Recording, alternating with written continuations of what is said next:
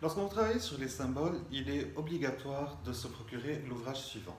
Le dictionnaire des symboles, rédigé par Alain Chevalier et Jean Guébrand.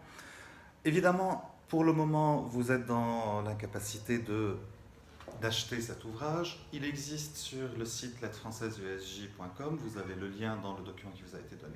Maintenant, comment utiliser ce dictionnaire des symboles? En fait, il fonctionne comme un simple dictionnaire.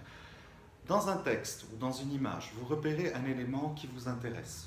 Je vais prendre n'importe quel élément, on va dire même le masque. Si je prends masque, je cherche comme dans un dictionnaire, je vais à la lettre M et je tourne les pages comme dans un dictionnaire normal jusqu'à trouver le mot masque.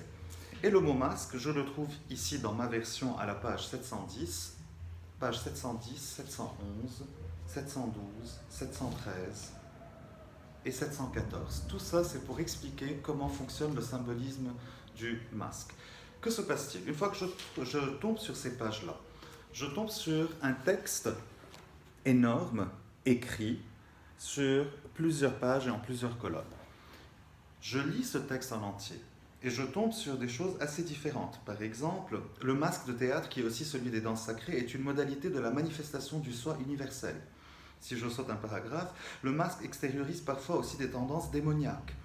Si je prends le troisième paragraphe, dans la pensée dualiste des Iroquois, les danses masquées relèvent toutes du deuxième jumeau créateur. Mais ça, c'est chez les Iroquois. Si dans le texte que vous avez, ça n'a rien à voir avec les Iroquois, et vous me dites chez les Iroquois, ça veut dire ça, donc l'idée ne tient pas. Il faut trouver le symbole qui correspond aussi à la culture de l'auteur ou du créateur que vous êtes en train, dont vous êtes en train d'analyser l'œuvre. Par exemple, en Afrique, l'institution des masques est associée à des rites agraires, funéraires et initiatiques.